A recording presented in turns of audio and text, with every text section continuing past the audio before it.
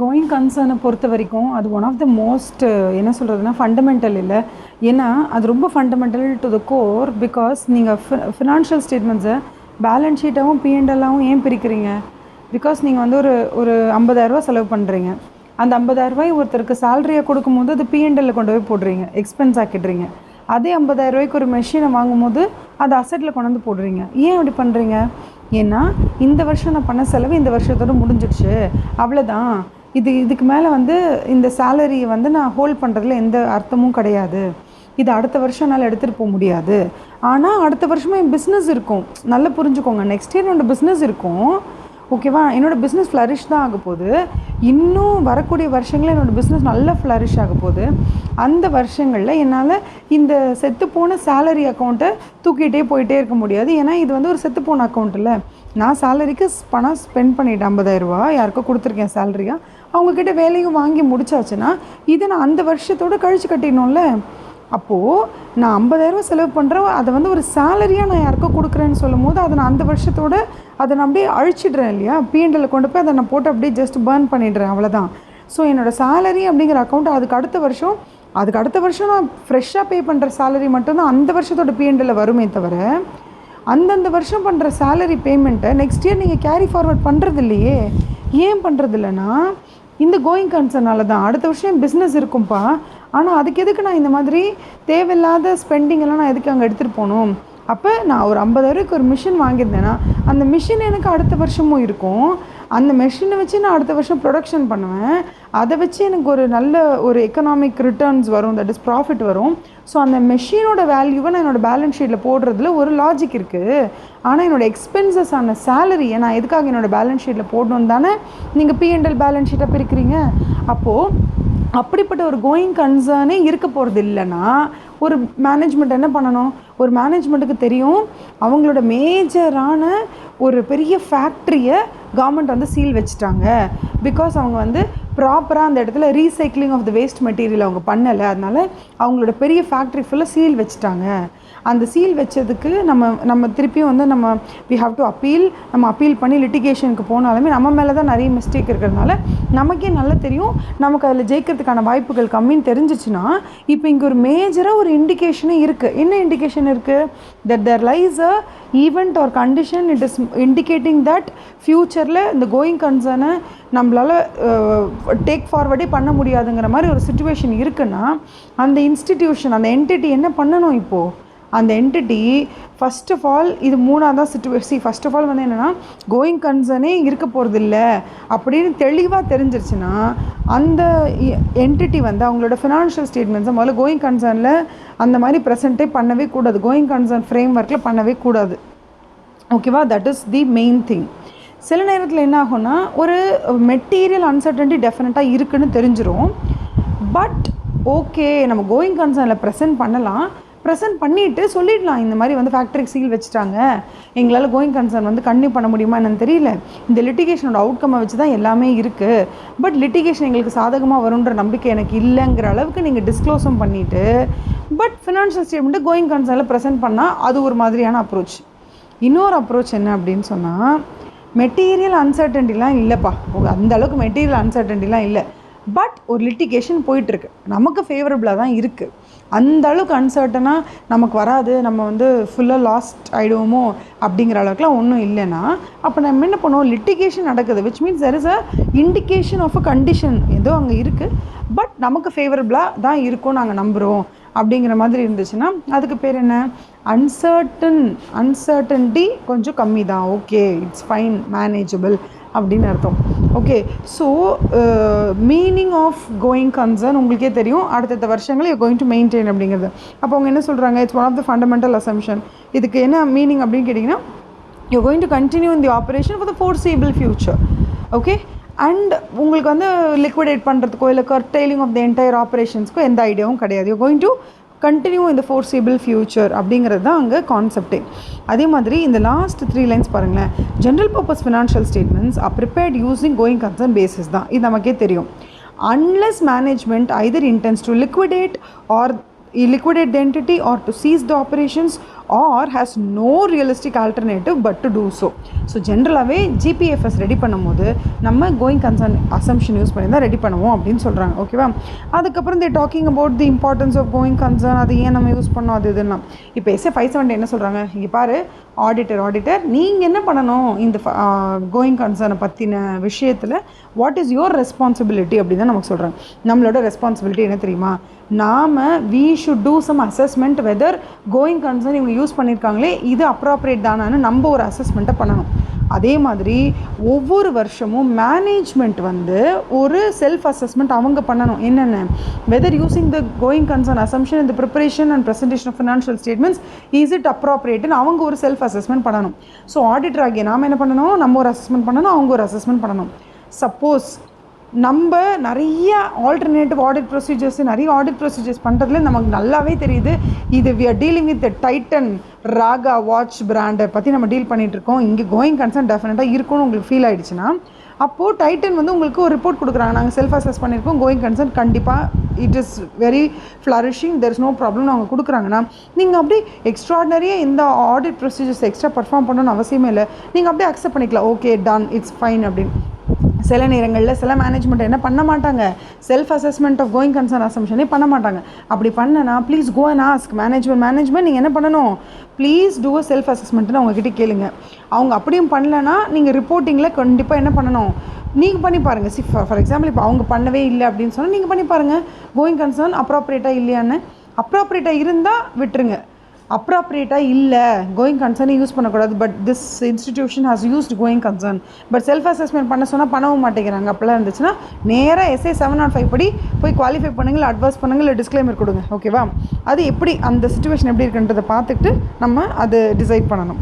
Plus இப்போ வந்து நம்ம தே டாக்கிங் அபவுட் கோயிங் கன்சர்ன் எதை வச்சு நம்ம டிசைட் பண்ணுறது, எந்தெந்த ஃபேக்டர்ஸ் எல்லாம் கோயிங் கன்சர்ன் அப்ராப்ரியேட்டாக இல்லையான்னு எதை வச்சு நம்ம சொல்கிறது அப்படின்னு கேட்டால் they are saying here that management's assessment of the entity's ability to continue as a going concern involves making a judgment of so many things. இந்த விஷயத்தெல்லாம் நம்ம கன்சிடர் பண்ணி தான் கோயிங் கன்சர்ன் அப்ராப்ரியேட்டாக இல்லையான்னு டிசைட் பண்ண முடியும். நம்பர் 1 என்ன அப்படின்னா degree of uncertainty. What uncertainty, எதை பற்றின அன்சர்டன்ட்டினா ஒரு ஈவெண்ட் இருக்குது. ஃபார் எக்ஸாம்பிள் நீங்கள் வந்து ஒரு லிட்டிகேஷனுக்கு போயிடுச்சு, உங்களோட கம்பெனிக்கு அகேன்ஸ்டாக ஒரு கேஸ் போட்டாச்சு அப்படின்னா அவுட்கம் ஆஃப் அன் ஈவெண்ட், அந்த லிட்டிகேஷன்லேருந்து வரக்கூடிய அவுட்கம் ஆர் அந்த லிட்டிகேஷனில் வரக்கூடிய கண்டிஷன் வந்து increases significantly the further into the future an event or condition or the outcome occurs.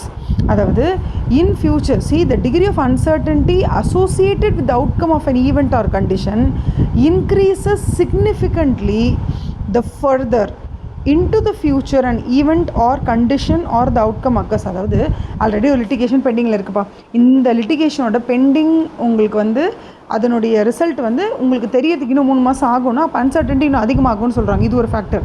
Number 2 என்னென்னா size and complexity of the business அதிகமாக டெஃபினட்டாக அன்சர்டன்ட்டி ரிலேட்டட் டு தட் அதுவுமே அதிகமாகுன்றாங்க.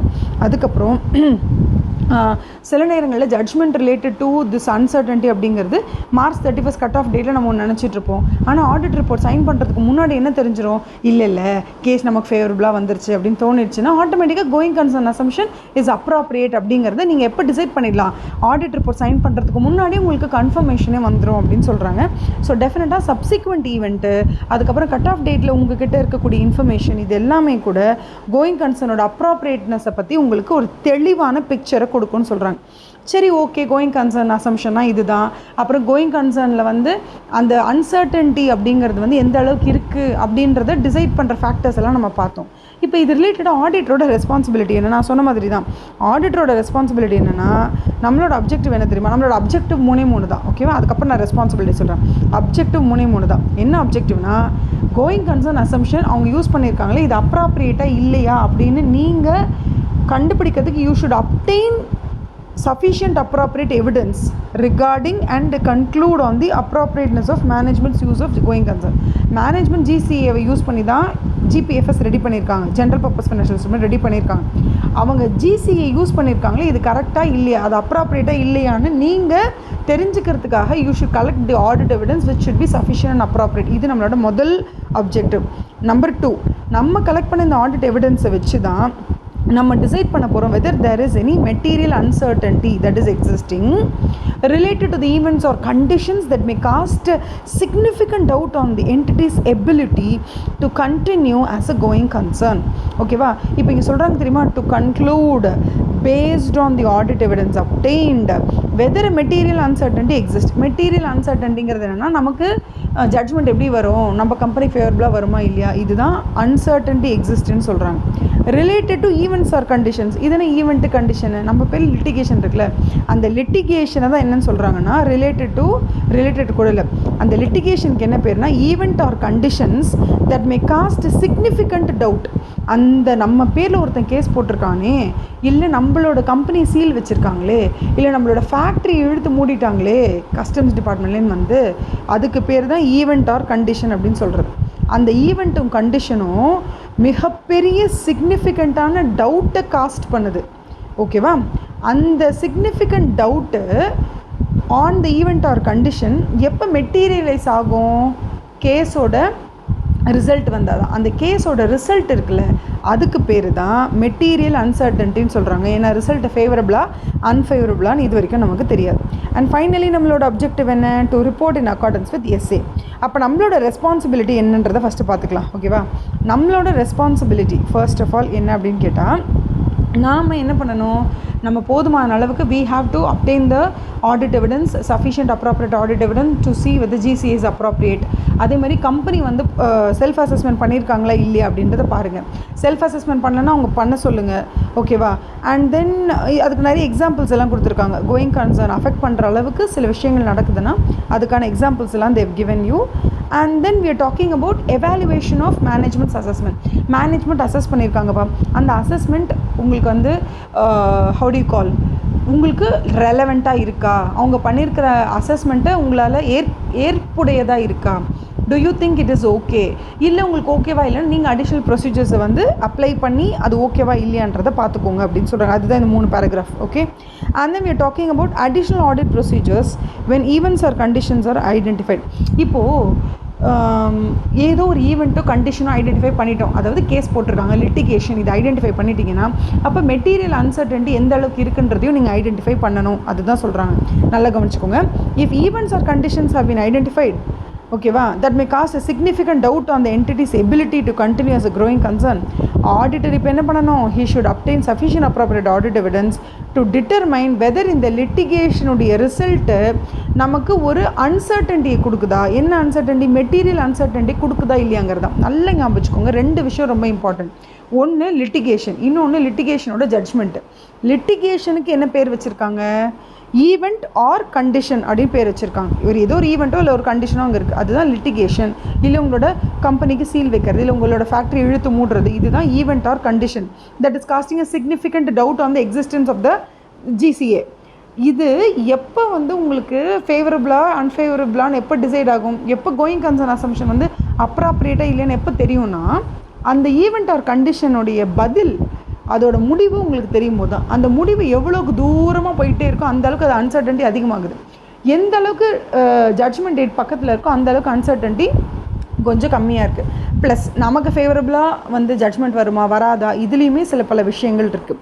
So there are 2 sides to the coin. One side litigation is there, அதுக்கு பேர் event or condition which may cause a significant doubt. இன்னொரு பக்கம் that is called as material uncertainty. இப்போது litigation இருக்குது, நான் உங்களுக்கு 2 situation இப்போவே எக்ஸ்பிளைன் பண்ண போகிறேன். லிட்டிகேஷன் இருக்குது, பட் அவுட்புட் நமக்கு சாதகமாக வரும் அப்படின்னு நீங்கள் நினச்சிட்டிங்கன்னா அதுக்கு பேர் என்ன, event or condition is there but material uncertainty is not there அப்படின்னு அர்த்தம். அடுத்த பேராகிராஃபில் என்ன சொல்லுவாங்கன்னா, they will talk about event or condition is there but material uncertainty is also there. அப்படின்னும் போது நீங்கள் GCAவை யூஸ் பண்ணலாமா வேணாமான்னு ஒரு தடவைக்கு 100 தடவை கண்டிப்பாக யோசிச்சுட்டு தான் யூஸ் பண்ணணும் அப்படின்னு சொல்கிறாங்க. Okay? So basically when they talk about how do you call, basically when they talk about event or condition, ஓகேவா, that may cast a significant doubt on GCA plus அந்த மெட்டீரியல் அன்சர்டன்ட்டி, இது ரெண்டுமே ஈவெண்ட்டும் இருக்குது, that is event or கண்டிஷனும் இருக்குது, plus material அன்சர்டன்ட்டியும் இருக்குது அப்படின்னு சொன்னால் டெஃபினட்டாக GCA நம்ம யூஸ் பண்ணக்கூடாது. மெட்டீரியல் அன்சர்டன்ட்டி இல்லை, வெறும் ஈவெண்ட் ஆர் கண்டிஷன் மட்டும் தான் இருக்குன்னா நீங்கள் GCA யூஸ் பண்ணுங்கள், பட் சும்மா டிஸ்க்ளோஸ் மட்டும் பண்ணிவிடுங்க அப்படின்னு சொல்லிடுறாங்க. இன்னொன்று இது ரெண்டுமே இருக்கும்போது ப்ளீஸ் டோன்ட் யூஸ் ஜிசிஏன்னு சொல்கிறாங்க. ஓகேவா? So these are the things which the company has to follow. இதெல்லாம் கம்பெனி தான் கரெக்டாக ஃபாலோ பண்ணணும். கம்பெனி கரெக்டாக ஃபாலோ பண்ணுறாங்களா இல்லையான்னு அவங்கள ஆடிட் பண்ண வேண்டியதான் நம்மளோட வேலையே. அப்போது ஆடிட்டரோட கன்க்ளூஷன்ஸ் எப்படி இருக்கணும் அப்படின்றது they'll give you here. Okay, I'll show you that.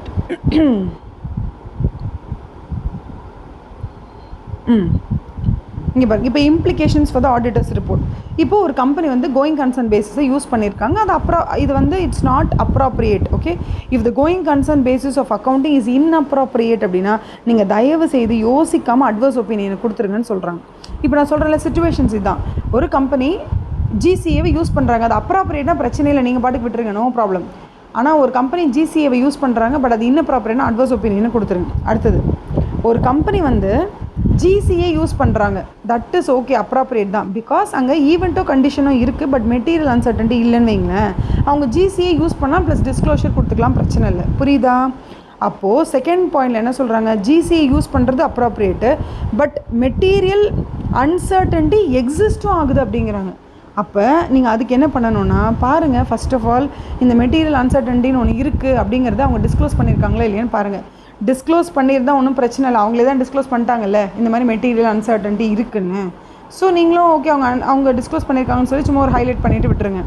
Suppose அவங்க அதை டிஸ்க்ளோஸே பண்ணலை அப்படின்னு சொன்னால் டெஃபினட்டாக அட்வர்ஸ் ஒப்பீனியனும் குவாலிஃபைட் ஒப்பீனியனும் கொடுங்க, depending upon the intensity of that. Okay, and finally என்ன ஆகுதுன்னா இங்கே மேனேஜ்மெண்ட் வந்து அதை செல்ஃப் அசஸ்மெண்ட் பண்ணுறதுக்கே ஒத்துக்க மாட்டுறாங்க. அப்படின்னா இப்போ நம்ம என்ன தான் பண்ணுறது அப்படின்னா நம்ம அவங்கள பண்ண சொல்லணும். நம்ம சொல்லியும் அவங்க பண்ணவே இல்லை அப்படின்னா ப்ளீஸ் டிஸ்க்ளைம் த ஒப்பீனியன். ஏன்னா நம்ம ஒரு அசஸ்மெண்ட் பண்ண சொல்கிறவங்க அசஸ்மெண்ட் பண்ணாதானே நம்ம அதன் பேரில் வந்து will collect some audit evidence or நாட்னு. ஆடிட் எவிடன்ஸ் கலெக்ட் பண்ணுறதுக்கான ஒரு விஷயத்தையே அவங்க நமக்கு வாய்ப்பே கொடுக்கலனா ஒன்று குவாலிஃபை பண்ணுங்கள், இல்லையா டிஸ்க்ளைமர் ஆஃப் ஒப்பீனியனை கொடுத்துருங்க அப்படின்னு சொல்கிறாங்க. ஸோ ஃபைனலி நம்ம SA 570 ஞாபகம் வச்சுக்க வேண்டிய 2 ஹெட்டிங் என்ன அப்படின்னா ஆடிட்டரோட கன்க்ளூஷனும் ஆடிட்டரோட அப்ஜெக்டிவ் தான். அப்ஜெக்டிவில் நான் சொன்ன மாதிரி 3 டாபிக் தான். Number 1, to obtain sufficient appropriate audit evidence, ஓகேவா, regarding the appropriateness of management's use of GCA in the preparation of financial statements. இது நம்பர் 1. நம்பர் 2 என்னது, ஆடிட் எவிடன்ஸ் அப்டெயின் பண்ணதை வச்சு நம்ம என்ன பண்ண போகிறோம், மெட்டீரியல் அன்சர்டன்ட்டி எக்ஸிஸ்ட் ஆகுதா இல்லையாங்கிறத we have to கன்க்ளூட் பண்ணணும். Okay, material uncertainty exist or not அப்படிங்கிறத கன்க்ளூட் பண்ணணும். நம்பர் 3, SA 570 படி ரிப்போர்ட் பண்ணுங்கன்னு சொல்கிறாங்க. 570 என்ன கேட்டிருக்காங்களோ அதுக்கேற்ற மாதிரி ரிப்போர்ட் பண்ணுங்கன்னு சொல்லியிருக்காங்க. இதில் நம்ம ரொம்ப முக்கியமாக பார்க்க வேண்டியது என்ன தெரியுமா, இம்ப்ளிகேஷன்ஸ் பார்த்துட்டோம். Adequacy of disclosure. இந்த அடிக்வசி ஆஃப் டிஸ்க்ளோஷரில் உங்களுக்கு 2 ஹெட்டிங் இருக்கும், 2.9 and 2.10 இருக்கும். அது பாருங்கள். adequacy of disclosure when events or conditions have been identified but a material uncertainty exists அப்படின்னா அப்போ என்ன பண்ணணும், அதாவது என்ன சொல்கிறாங்க, லிட்டிகேஷனும் இருக்குது, தீர்ப்பு நமக்கு சாதகமாக வரப்போகிறதும் இல்லை அப்படின்னா நம்ம எப்படி டிஸ்க்ளோஷர் கொடுக்கணும்னு கேட்குறாங்க.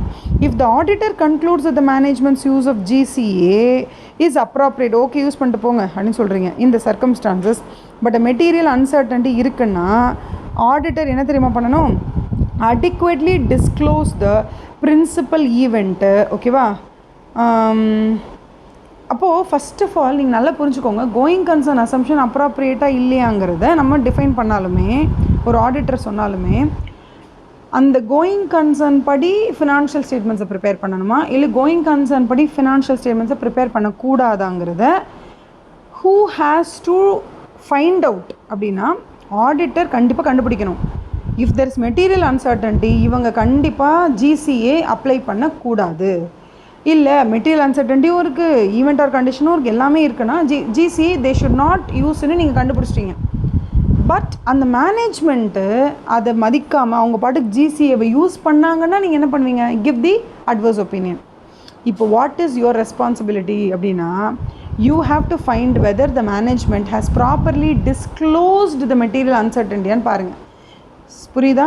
அப்போது மேனேஜ்மெண்ட்டே டைரெக்டாக வந்து இந்த மாதிரி கோயிங் கன்சர்ன் அசம்ஷன் எங்களுக்கு ஒர்க் அவுட்டே ஆகாது, ஏன்னா we have this litigation and pending judgement எங்களுக்கு அகெயின்ஸ்டாக தான் வரப்போகுது, அதனால நாங்கள் GCA வந்து it's not appropriate for us, so எங்களோட financial statements is not prepared in that manner அப்படின்னு எல்லாத்தையும் அவங்க டிஸ்க்ளோஸ் பண்ணிட்டாங்கன்னா நீங்கள் எதுவுமே பண்ண வேண்டாம், நீங்கள் அமைதியாக இருந்தால் போதும். Okay, next one, adequacy of disclosures when events or conditions have been identified but no material uncertainty exists. இந்த மாதிரி கண்டிஷன் என்ன பண்ணணும், லிட்டிகேஷன் இருக்குது ஆனால் நமக்கு ஃபேவரபுளான ஜட்ஜ்மெண்ட் வரதா தான் நம்ம யோசிக்கிறோம் அப்படின்னா அந்த டைமில் நீங்கள் என்ன பண்ணணும்னு கேட்குறாங்க. ஆடிட்டர் என்ன பண்ணணும்னு நமக்கு சொல்கிறாங்க, நம்மளோட ஒர்க் என்னன்னு சொல்கிறாங்க. If events or conditions have been identified that may cause significant doubt on the entity's ability to continue as a going concern, but based on the audit evidence நம்ம கலெக்ட் பண்ணதை வச்சு ஆடிட்டர் என்ன conclude பண்ணுறாருன்னா பெரிய அளவில் material uncertainty இல்லைன்னு அவர் முடிவு பண்ணிட்டாருன்னா the auditor shall evaluate whether in view of the requirements of the applicable FRF, okay, financial statements provide adequate disclosures about these events or conditions. See, அவங்க என்ன சொல்கிறாங்க, இந்த மாதிரி லிட்டிகேஷன் இருக்குது ஆனால் அவுட்புட் வந்து கம்பெனி சாதகமாக தான் வரப்போகுதுங்கிற மாதிரி சிச்சுவேஷன் இருந்தால் ஆடிட்டரோட ரெஸ்பான்சிபிலிட்டி என்னென்னா மேனேஜ்மெண்ட் அவங்களோட ஃபினான்ஷியல் ஸ்டேட்மெண்ட்ஸில் லிட்டிகேஷன் இருக்குங்கிறத டிஸ்க்ளோஸ் பண்ணியிருக்காங்களா அதை மட்டும் பார்த்துக்க சொல்கிறார், அவ்வளோதான். அதை பார்த்துக்கிட்டா போதும், வேறு ஒன்றும் பெரிய இஷ்யூஸ் இல்லை அப்படின்னு சொல்கிறாங்க. ஓகேவா? மற்றபடி இதில் என்ன 2.9 பார்த்தாச்சு, 2.10 பார்த்தாச்சு, ஆடிட்டர்ஸ் கன்க்ளூஷன்ஸ் பார்த்தாச்சு. இது எல்லாமே எக்ஸாம்பிள்ஸ் தான். ஓகே கிட்டத்தட்ட முடிச்சிட்டோன்னு நினைக்கிறேன். If you have any doubt please do ask me. இந்த அடிஷ்னல் ஆடிட் ப்ரொசீஜர்ஸ் வந்து நம்ம எதுக்காக பண்ணுவோம்னா இந்த மாதிரி ஈவெண்ட் அண்ட் கண்டிஷன்ஸ் வந்து இருக்கா இல்லையா, மெட்டீரியல் அன்சர்டன்ட்டி இருக்கா இல்லையான்னு பார்க்குறதுக்காக will do some additional audit procedures. ஓகேவா? அதுதான் இதில் கொடுத்துருக்காங்க, மற்றபடி வேறு ஒன்றும் இல்லை. I think we have successfully completed going concern assumption in one shot. Okay, thank you so much, have a nice day.